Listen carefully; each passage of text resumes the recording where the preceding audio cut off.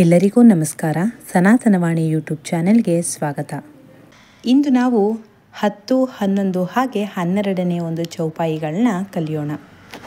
ಹನುಮಾನ್ ಚಾಲೀಸ ಮೊದಲಿನಿಂದ ಒಂದು ವಿಡಿಯೋ ಇದೆ, ದಯವಿಟ್ಟು ವಿಡಿಯೋ ಪ್ಲೇಲಿಸ್ಟ್ನಲ್ಲಿ ಹೋಗಿ ನೋಡಿ. ಹನುಮಾನ್ ಚಾಲೀಸವೆಂದರೆ ಭಗವಾನ್ ಹನುಮಂತನನ್ನು ಸ್ಮರಿಸುವ ಮತ್ತು ಸ್ತುತಿಸುವ 40 ಪದ್ಯಗಳ ಭಕ್ತಿಗೀತೆಯಾಗಿದೆ. ಸಂತ ತುಳಸಿದಾಸರು ಕ್ರೂರಿ ಮೊಘಲ್ ಚಕ್ರವರ್ತಿ ಔರಂಗಜೇಬನಿಂದ ಜೈಲಿನಲ್ಲಿ ಸೆರೆವಾಸ ಅನುಭವಿಸುತ್ತಿದ್ದ ಸಮಯದಲ್ಲಿ ಇದನ್ನು ಬರೆದಿದ್ದಾರೆ. ಹನುಮಾನ್ ಚಾಲೀಸವನ್ನು ಪಠಿಸುವುದರಿಂದ ಜೀವನದ ಎಲ್ಲ ಸಮಸ್ಯೆಗಳು ದೂರಾಗುತ್ತದೆ ಎನ್ನುವ ನಂಬಿಕೆ ಇದೆ. ಹಿಂದೂ ಪುರಾಣದಲ್ಲಿ ಭಗವಾನ್ ಹನುಮಾನ್ನನ್ನು ಸಂಕಟ ಮೋಚನ ಎಂದು ಕರೆಯಲಾಗುತ್ತದೆ. ಹನುಮಾನ್ ಚಾಲೀಸವು ಒಟ್ಟು 43 ಪದ್ಯಗಳನ್ನು ಒಳಗೊಂಡಿದೆ. 2 ಪರಿಚಯಾತ್ಮಕ ದೋಹಗಳು, 40 ಚೌಪಾಯಿಗಳು ಮತ್ತು ಕೊನೆಯಲ್ಲಿ ಒಂದು ದೋಹ. ಹಾಗಿದ್ದರೆ ಇವತ್ತಿನ ಒಂದು 10, 11 ಹಾಗೂ 12ನೇ ಒಂದು ಚೌಪಾಯಿಗಳನ್ನ ಕಲಿಯೋಣ ಬನ್ನಿ. ಭೀಮರೂಪಧರಿ ಅಸುರ ಸಂಹಾರೆ ರಾಮಚಂದ್ರಕ್ಕೆ ಕಾಜ ಸಂವಾರೆ.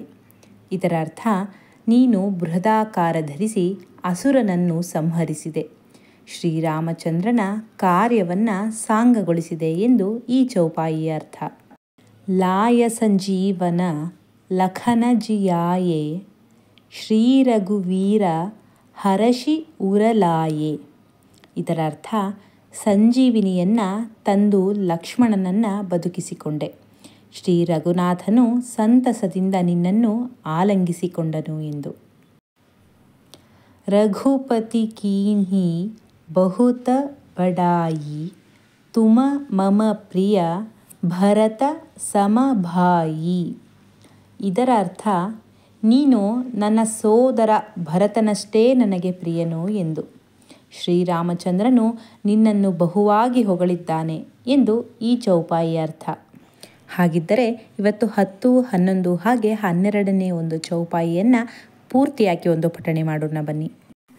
ಭೀಮರೂಪಧರಿ ಅಸುರ ಸಂಹಾರೆ ರಾಮಚಂದ್ರಕ್ಕೆ ಕಾಜ ಸಂವಾರೆ ಲಾಯ ಸಂಜೀವನ ಲಖನ ಜಿಯಾಯೇ ಶ್ರೀ ರಘುವೀರ ಹರಷಿ ಉರಲಾಯೇ ರಘುಪತಿ ಕೀನ್ಹಿ ಬಹುತ ಬಡಾಯಿ ತುಮ ಮಮ ಪ್ರಿಯ ಭರತ ಸಮಭಾಯಿ.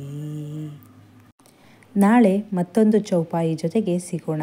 ಮಾಹಿತಿ ಇಷ್ಟ ಆದರೆ ದಯವಿಟ್ಟು ಚಾನೆಲ್ನ ಸಬ್ಸ್ಕ್ರೈಬ್ ಮಾಡಿ. ಧನ್ಯವಾದಗಳು. ಜೈ ಶ್ರೀರಾಮ್.